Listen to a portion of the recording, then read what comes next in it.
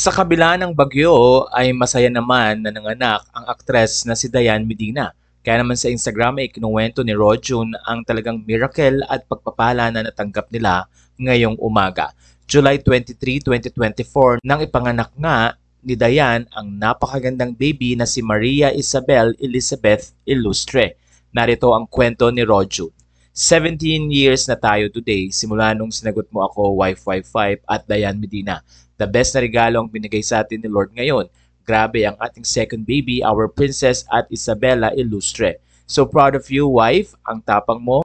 Sa nasaksihan ko kanina, mas talo pang tumindi ang pagmamahal ko sa'yo. Saludo ako sa'yo. I love you so much. Thank you, family and friends, for the prayers. Thank you so much, Lord. The best ka po talaga.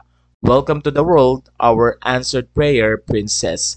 Sa puntong ito ay marami ang natuwa dahil maayos na nanganak si Dayan Medina at doon nga ay nasaksihan ni Rojun kung gaano kahirap at tindi ang naranasan ng kanyang asawa.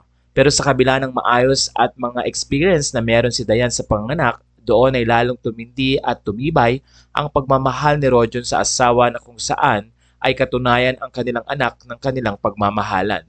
Ayon sa mga fans, the best ang relationship ng mag-asawang Rojun Cruz at pati na rin si Dayan. 17 years na sila today na kung saan ay nagse-celebrate din nga sila ng kanilang anniversary at ito nga ang regalo sa kanila ang pagkakaroon ng kanilang princess or anak na babae. Matatanda ang lalaki ang unang anak ni Rojun at ni Dayan at ito nga ay si Joaquin. Sa puntong ito ay suportado naman si Rojun at Dayan ng kanilang mga kaibigang artista at pati na rin ang kapatid na si River Cruz na nagbigay ng mensahe.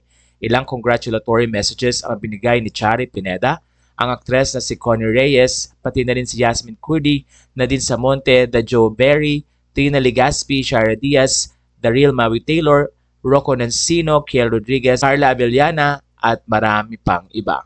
Kaya naman mula dito sa Pinoy Showbiz Latest, congratulations Rojun and Dayan.